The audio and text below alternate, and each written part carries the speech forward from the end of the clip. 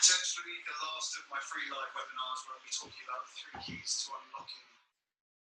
keys to avoiding self-sabotage and unlocking life beyond your wildest dreams. Got a nice bit of London behind me.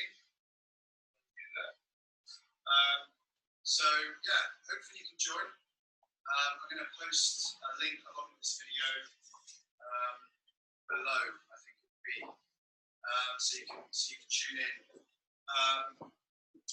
Yeah, so this webinar is really for anyone that's interested in making some changes in their life and using some tools that can help them get there. It's not just for people that are having a tough time with the drink or drugs or anything like that. It's really for anyone that is potentially wanting to make a big change in their life, but they're not really sure how to do it. So do tune in if you're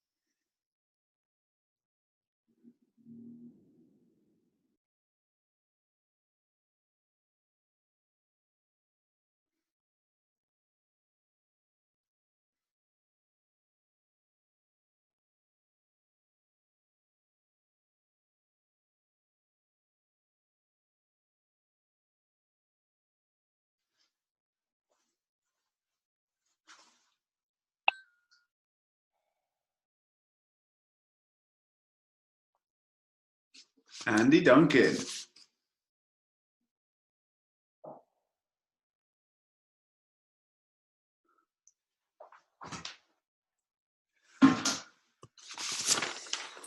There we go. Hey, brother. Hey, man. How are you, friend? I'm good, man. Am I the only one in your conference? So far, yeah. Yeah, first one. Kino. Yeah, I'm top of the class. How you doing, man? Yeah, I'm pretty good. Can you see me? No. No. Currently cannot see you. It's pitch black. Oh well. This is great. Where are you? In your flat? Are you just like turning your flat into a workstation? Yeah. Alex Howard in the house. What up, brother?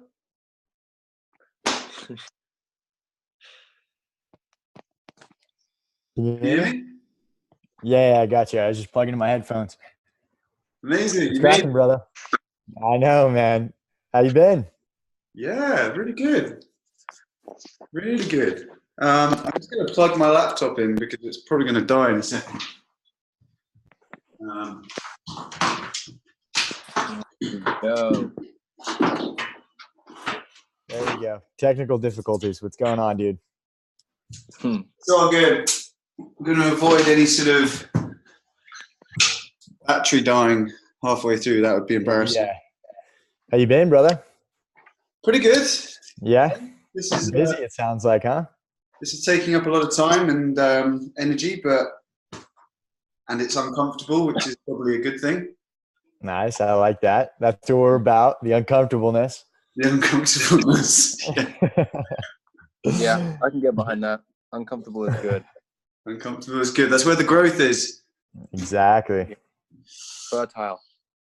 Yeah. So I was really like, I've done a couple of these already. And hey, Piers. Got Piers on here as well. Sliding in. How you doing, Piers? Can you hear me? I can indeed. Good stuff. How are you doing? Really good. How did your webinar go?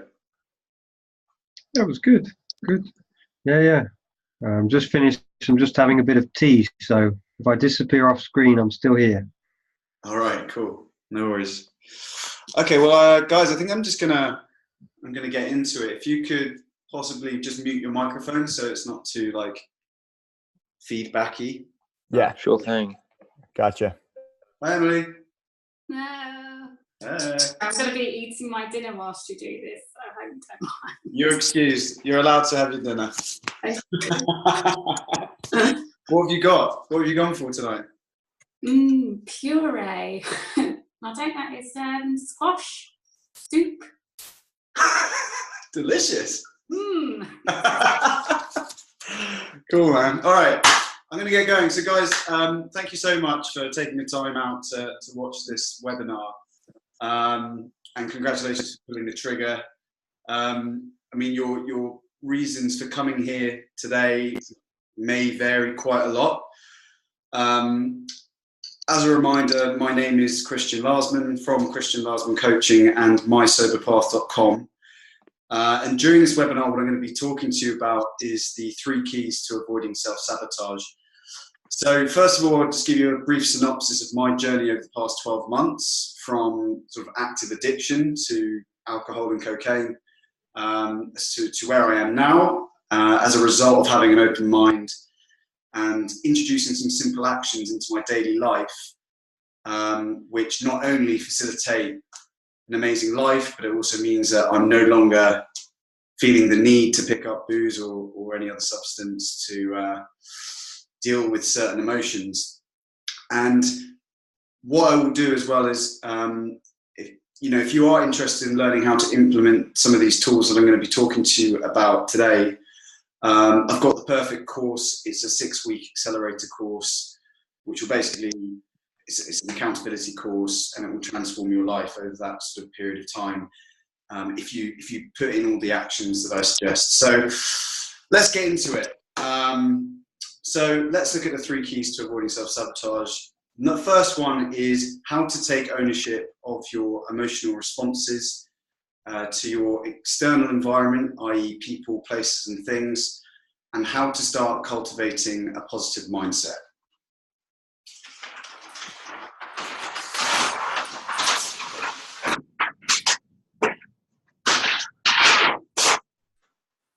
So I'm going to talk about how to take ownership of your external environment, first of all.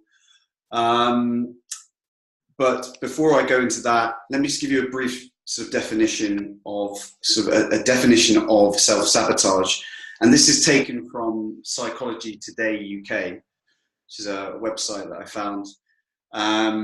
Behaviour is said to be self-sabotaging when it creates problems in our life and interferes with long-standing goals.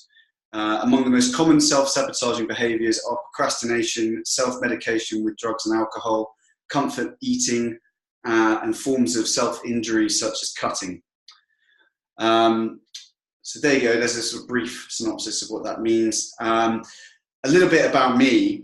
So I had a pretty comfortable upbringing. I grew up with two loving parents and my older sister Sophie, who I adored, and we lived in the Surrey countryside. Hi, GK. And I was fortunate enough to be sent to good schools, fee-paying schools with brilliant facilities, and I excelled there at sport, and I had various friends. Academically, sort of the common thread was, in my school reports, it was like, Christian has so much potential, but he's so unfocused, or he's so irritable or restless, often sort of turning up late to class, or, without a tie or a shoe, or just generally being like a nuisance and distracting other people in the classroom. My parents were quite liberal and had quite a sort of relaxed attitude towards alcohol. And I was one of the first of my friends. I thought I was really cool at the time to host parties where there'd be sort of a controlled level of booze available. But there were sort of no repercussions really, other than maybe one or two people being a bit ill, but that's because they sneaked in a bottle of vodka. When I was 16, I decided to leave the private school system, and I took my A-levels at a sort of state sixth form college. And this really was my sort of first taste of freedom. So it was really up to me as to whether, I was going to take it seriously or not and show up. But that was like the turning point of my rebellious phase, and I started smoking cigarettes, and I started dabbling with marijuana, taking the occasional toke of a spliff from a friend amongst friends. And unbeknownly to me, this triggered acute anxiety disorder. And my parents started to notice that my behaviour wasn't quite right, and they took me down up to a psychiatrist in Kent. It was about a 2-hour drive for a 1-hour session, 2 hours back. But really the main purpose for that was for him to prescribe me some medication, which at the time, felt like enough to sedate a small elephant. Like I was just completely out of it. But I wasn't getting those symptoms quite so acutely, so it was clearly working on some level.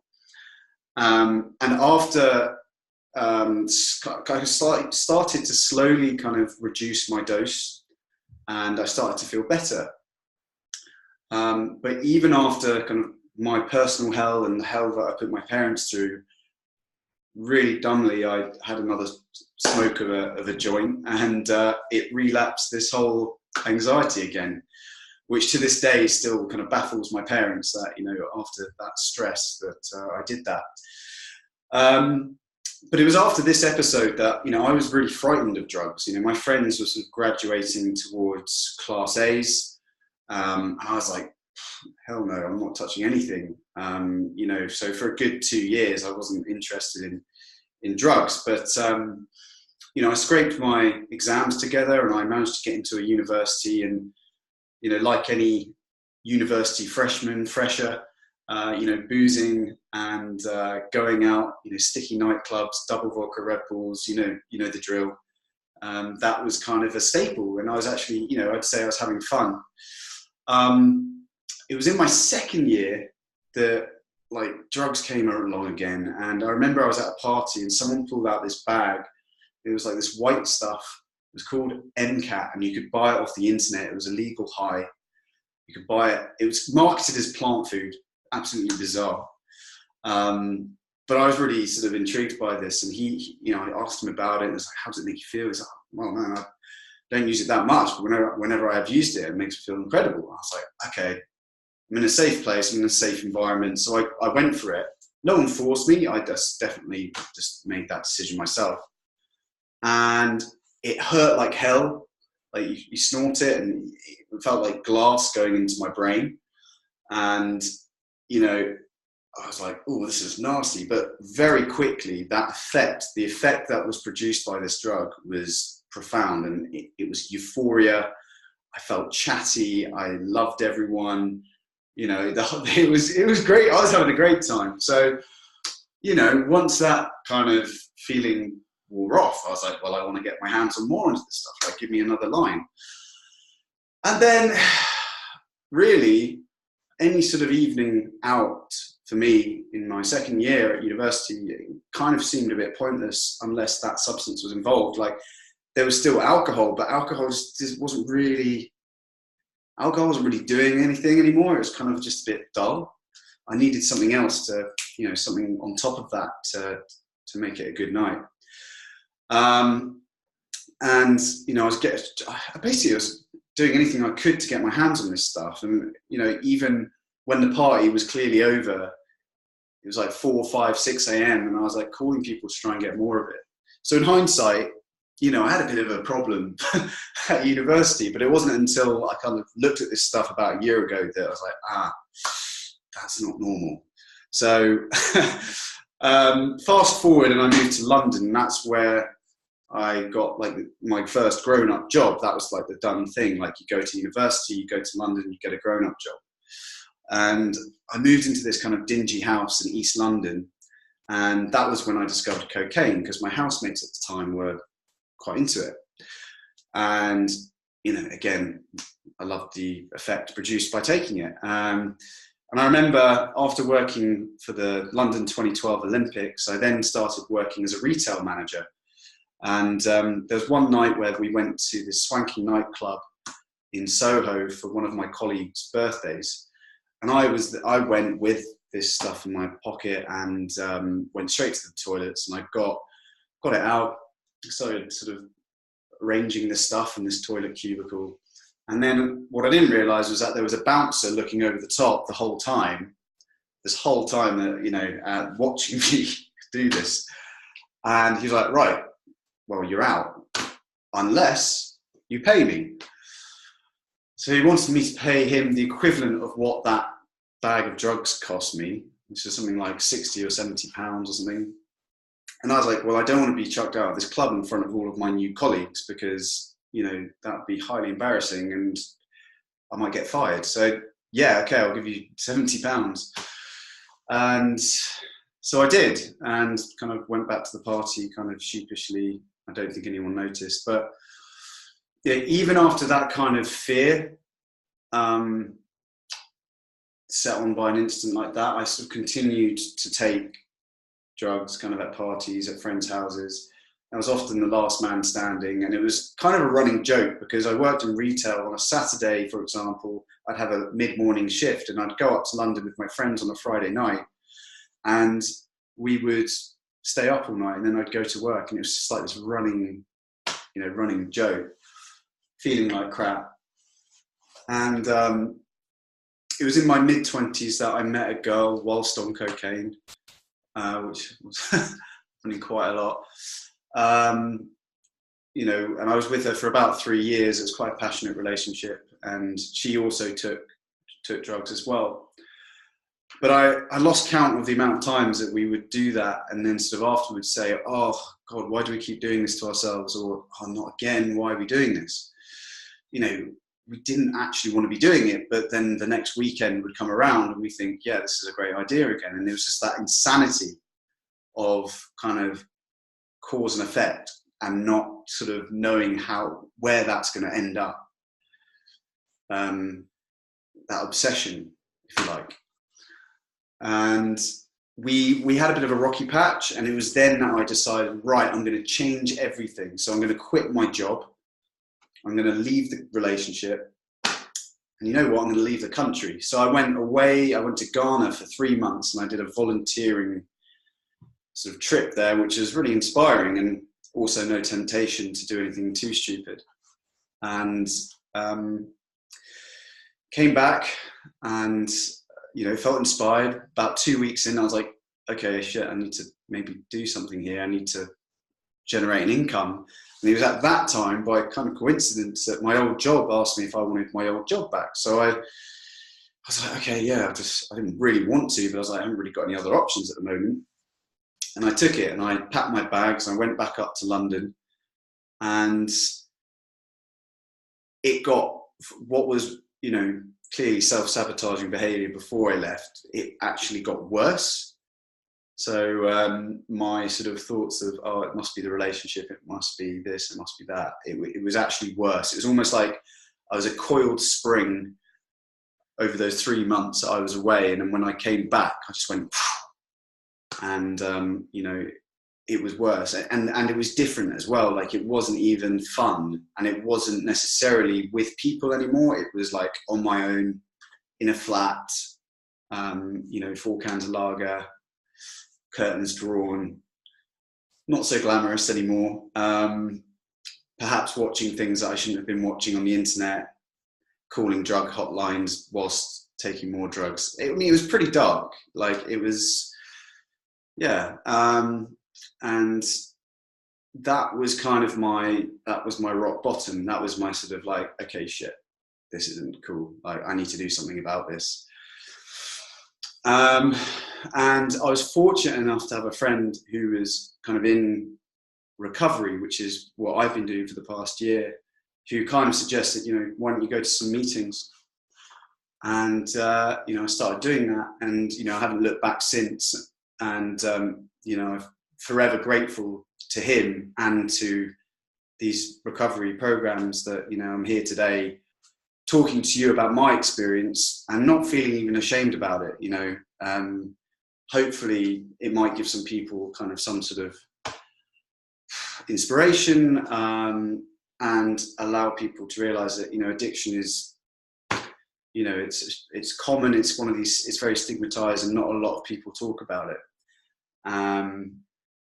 So yeah, and you know, during that recovery process, you know, most importantly, I was kind of given these sort of tools that I use as a sort of daily reprieve, that I kind of live and die by, that keep me sober one day at a time and allow me to live the life that I never thought was possible.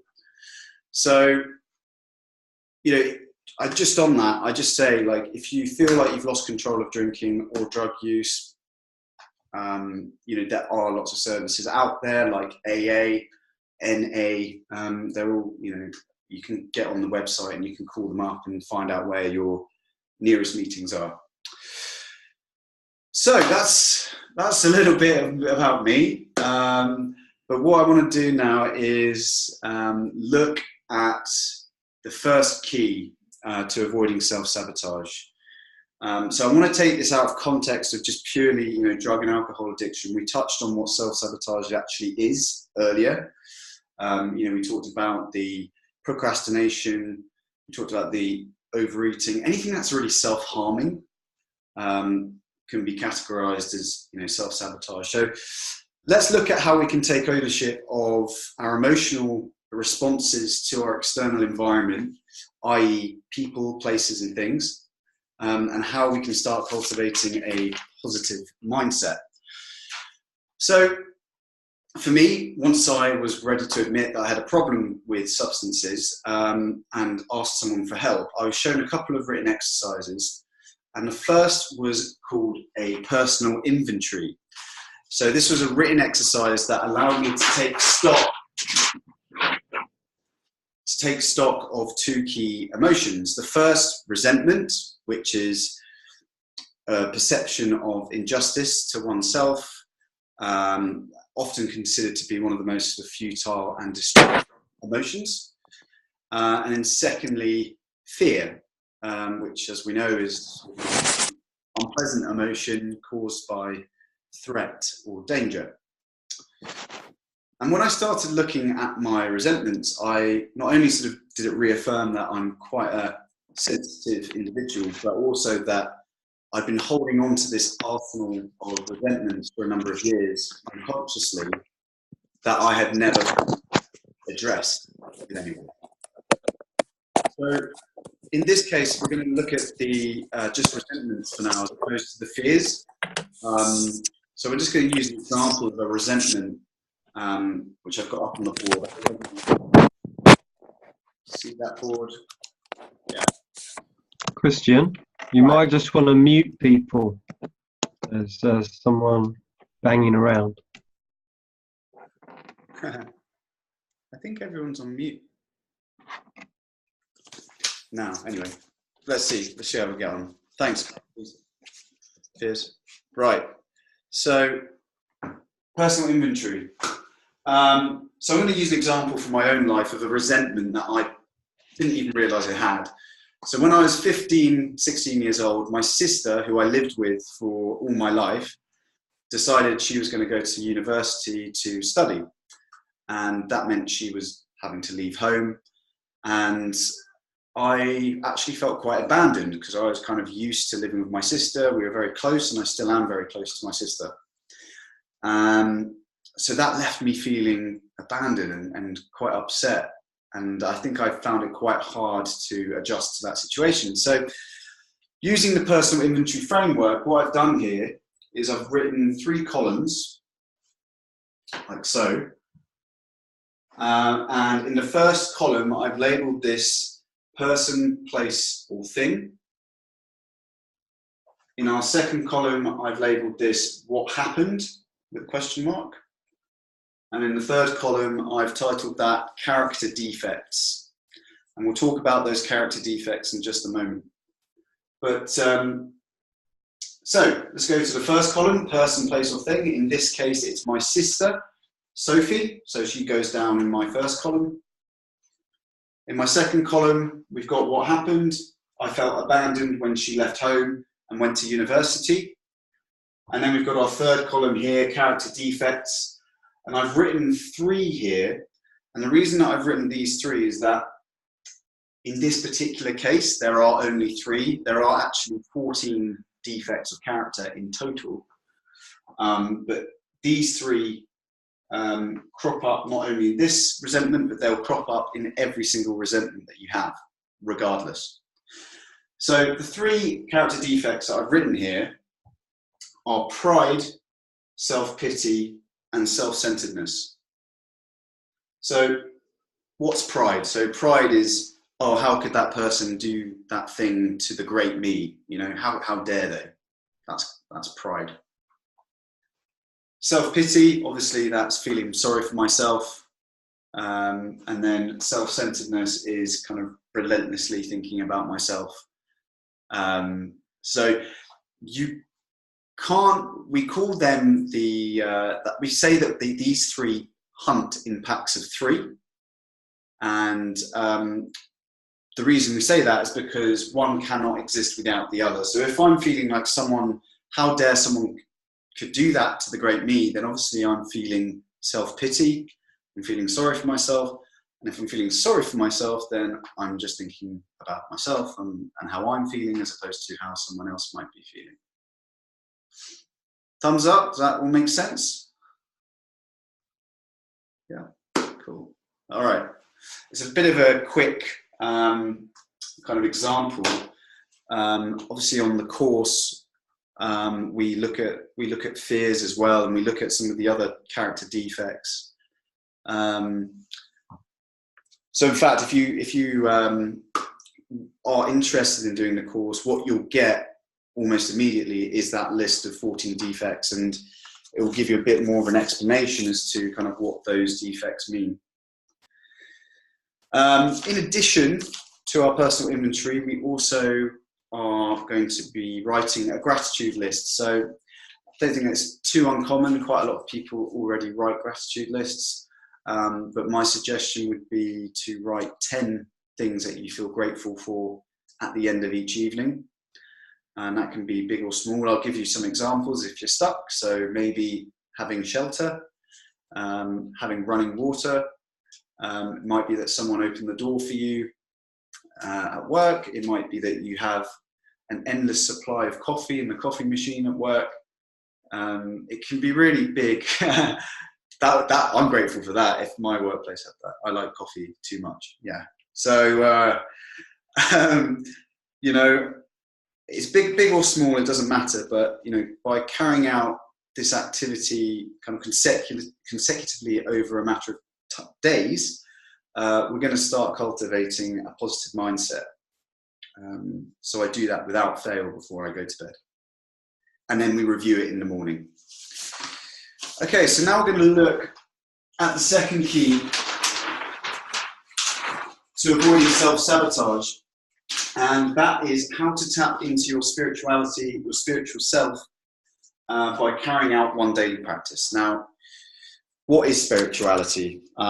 So one definition of it is being concerned with human spirit or soul as opposed to material or physical things. And I want to talk to you about meditation, which is a bit of a buzzword really at the moment. I'm sure you've sort of seen it all over sort of social media and stuff, and there's been a lot of studies around it as well. And it's something that I do now daily, and I'm trying to make it sort of become a habit, in fact, so I try and do some in the morning and I try to do some in the evening. And what I do notice is that if I do this again repeatedly, every day for a matter of days, eventually you'll start actually reaping the rewards after a few weeks. But I remember before I kind of sobered up, I sort of tried meditating and I'd lack discipline and I'd usually lose motivation after a couple of days, and I'd just sort of tell myself I can't meditate. And now I meditate every day, and as a result, my mind is less cluttered. It feels stronger and I'm less impulsive. And as a result of putting in the action, on a daily basis, I'm starting to see some results. So for now, just to keep this really simple, what I would suggest is if you have a smartphone, just to download one of these two apps. One is Headspace, which is really popular. And another one that I like to use is called Calm. And that is another meditation app. And both of them offer free guided mindfulness meditations. So I'd like you to start meditating 10 minutes in the morning and 10 minutes in the evening. In terms of the evening, what is generally suggested is between 3 p.m. and 7 p.m. Preferably not just before you go to sleep, because you may find that you'll fall asleep whilst you're meditating, and that's not really what we want. So if you do something between 3 and 7, that might be when you're taking a little break from your desk, or it might be when you're on your commute on the way home, or it might be before you have your dinner, with yourself or with your family. And so, yeah, just a little bit of advice with the meditation, because I had this experience is, you will have thoughts come up, you will get frustrated, and you will feel like you can't do it. But we're training our minds the same way as we're sort of training our bodies in the gym. We can't expect immediate results from, I just did a few bicep curls. Why am I not Arnold Schwarzenegger? This is something that we have to practice daily. We are training our minds. So stick at it. That's all I'd suggest, and see if you benefit. The third and final key to avoiding self-sabotage. So how to boost your self-esteem and emotional IQ, and in turn improve the relationship with yourself and others. It sounds quite wordy, and it is, but in terms of how we go about doing this stuff is really, really simple. What I learned over the past kind of year or so is that generally, as a person, I'm quite a selfish, self-centered person, which may sound a bit weird as I'm stood here, with you on this webinar, teaching you guys how to change your life. You're probably thinking, no way, you self-centered Christian. You seem so kind, smart, good-looking, funny. Okay, I digress. But before I came into recovery, I was a classic profile of someone with a huge ego, cripplingly low self-esteem, and the truth is that I just wanted everyone to like me, and I would make sure that I put the right hat on at the right time to sort of ensure that you did. But also, I'd be happy to help you, but only if there was something in it for me. I don't know if at this point you may be able to relate, but by being so wrapped up in myself, I didn't create space for helping others in my life, whether that was work, mates, family, friends, or otherwise, girlfriends, or at least it wasn't from sort of an authentic place. And it would seem like an awful lot of effort to help to help someone else, or I would expect something in return. So one thing that I do daily is, in order to get out of myself, is to call people within, in my case, within my recovery group. But I also, I make an effort to call my friends and my family, and asking how they are, and it meant that I was relieved of thinking about myself so much, and in turn, this boosted my self-esteem, because I'm asking about them, how are you? How are you? It's not about me. Oh, let me tell you all about my problems and how I am. It's like that intention, and that also helped me build relationships with other people, because it showed that I cared for them as well.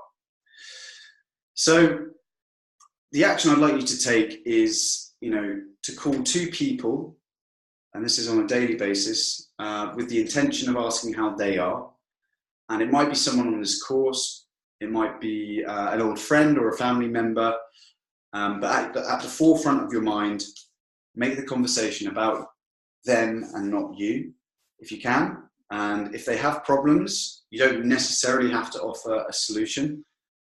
Sometimes just listening can be a very powerful tool as well. Okay.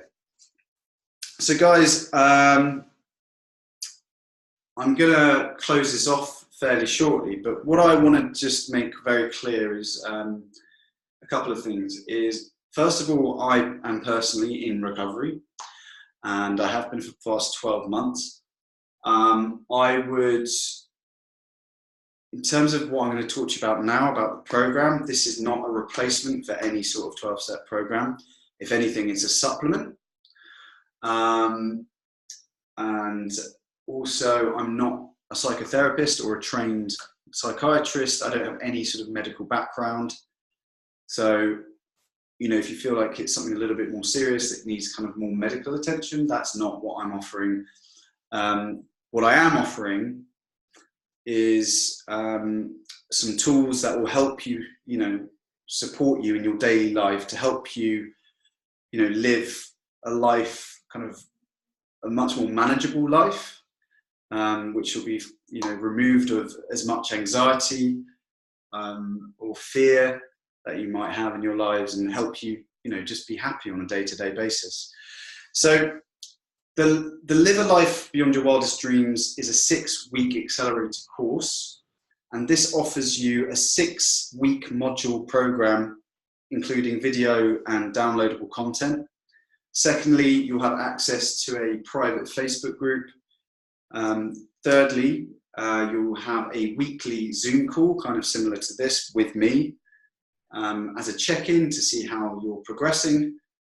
And then fourthly, and what I'd say most importantly, is the accountability document. So this is a document to ensure that you are hitting all of the things that are being suggested for you to do. Because I guarantee that if you use that, that's what's missing in so many programs out there, is that accountability, and having other people egg you along and help you achieve what you want to achieve. So that is the course. So just to summarize the 3 keys to avoiding self-sabotage. 1, taking ownership of your emotional responses to your external environment and cultivating a positive mindset. 2, connecting with your spiritual self and introducing a daily meditation practice. And then 3, this is going to help you build your self-esteem and emotional IQ, and in turn improve the relationship with yourself and with others. So there you go. So what I'm going to do here is just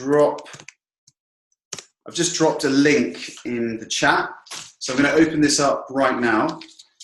The price of this course is usually $99, but if you buy during the webinar, I'm just offering it for $27. And that's where that link that I put in the chat there is where you can buy. The call will be closing out in approximately 7 minutes. So I will answer any questions that you have during this time. Here's just a quick testimonial from a friend of mine. He's 29 from London. he said, Christian is not just one to sit around idly and wallow in self-pity. He is a man of action, and he expects as much from both himself and others. I'm particularly grateful for his encouragement when I don't feel like showing up, when I feel like retreating from the challenges and opportunities that come from life. By helping me set goals for myself and be accountable to them, he continues to enable me to be a better version of myself. His commitment to change and keep changing, his enthusiasm for the lives of others, his fearlessness in the face of adversity, these are just a few of his character assets I admire in him. Christian's journey has been an inspiration to me and many other people taking the steps to move past addictive processes and towards a more spiritual path.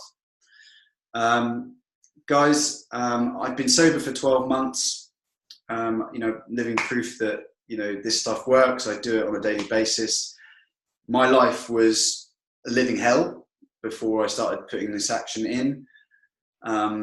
And also as a result, it's given me so much more than sobriety. It's given me the courage to face my fears, try and start a business from nothing based on my experience.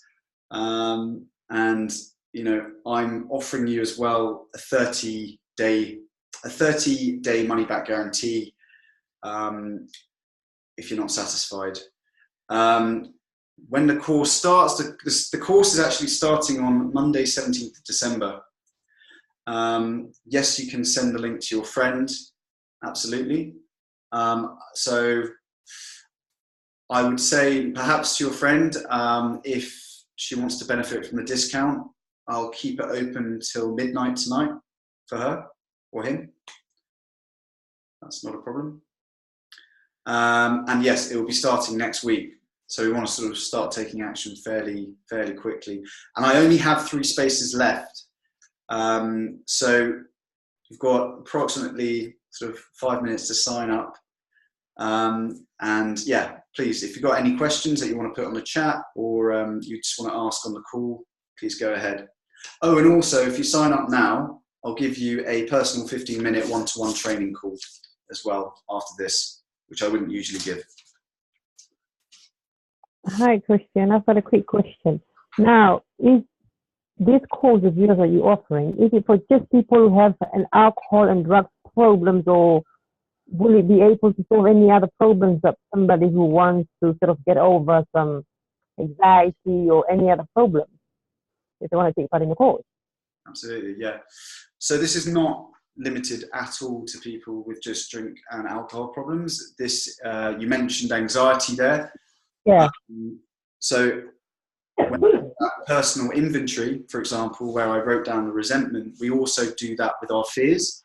And anxiety is actually a self-centered, it's fear. It's self-centered fear. We look at how we can manage that fear.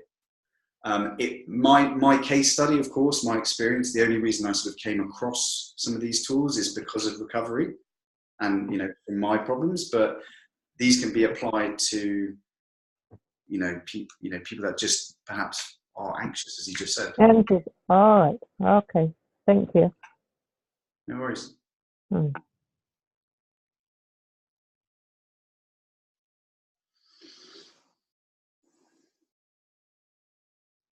Awesome stuff, man. Appreciate it, Christian.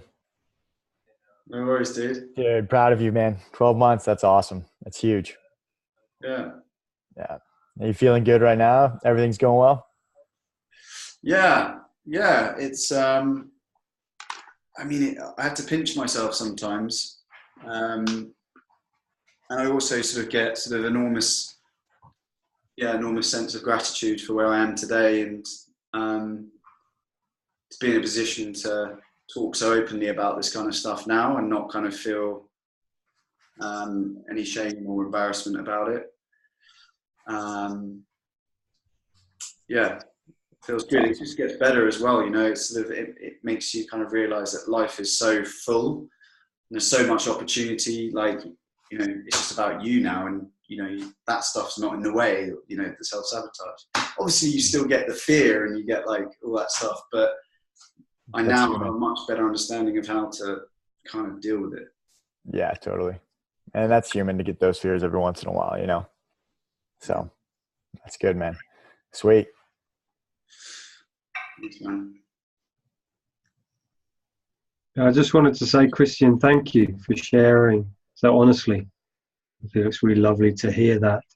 Someone sharing, your vulnerability. Not everyone does share these things. So I think, thank you for being so open, and it's been really good to hear, these points that you've learned. So thank you. Thank you. Thanks for listening. So, Imogen, you said you might have a friend that would benefit from the course. Do you know, are there problems kind of around drinking, or is it about just generally? Yeah, I mean, she's a cokehead. She's one of my best mates, actually. She's at the point where she's started to lie about how much she is taking. She'll admit she'll have some, but she won't actually be honest and upfront about how much she is actually taking. And I can always tell. And she's had sort of conversations on the phone where she's been crying and sort of saying, I don't know what I'm doing with my life, blah, blah, blah, blah. I'm really anxious all the time.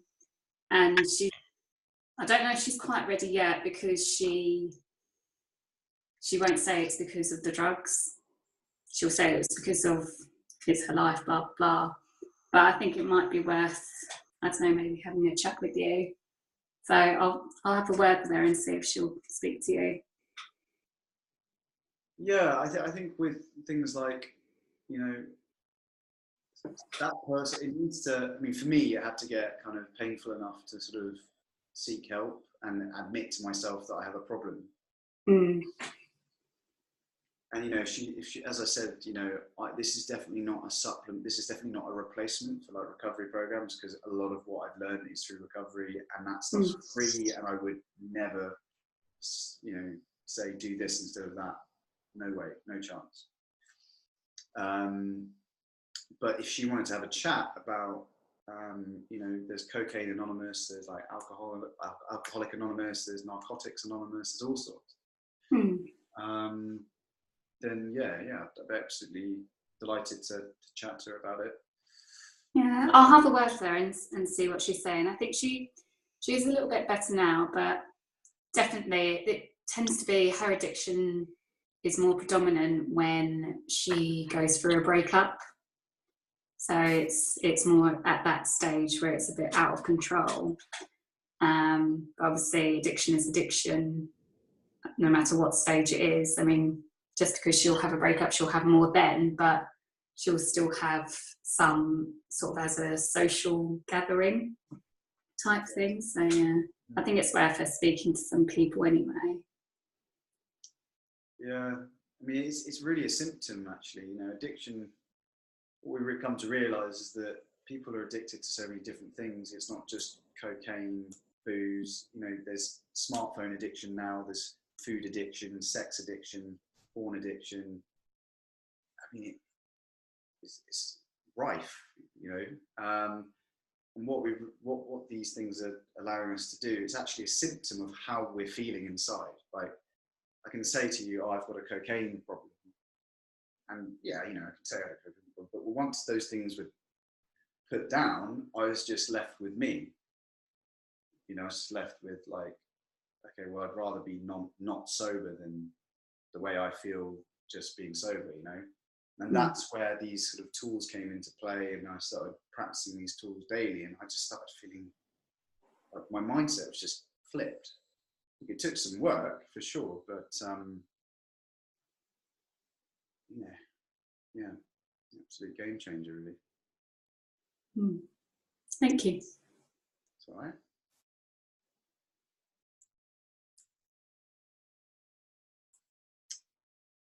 Okay, cool. So guys, I think that's it. Unless there's any other questions, we're going to probably just close up. So thank you all very much for joining. And I really enjoyed it. And I shall see you soon, hopefully. Peace. See you later, Alex. Bye, Andy. Bye, guys. Bye, Christian. Christian. Thank you. Bye bye. Thanks, man. Bye, thanks so much, man. Thank you. Great stuff, Christian. Good night. Yeah, you did well. Thank you.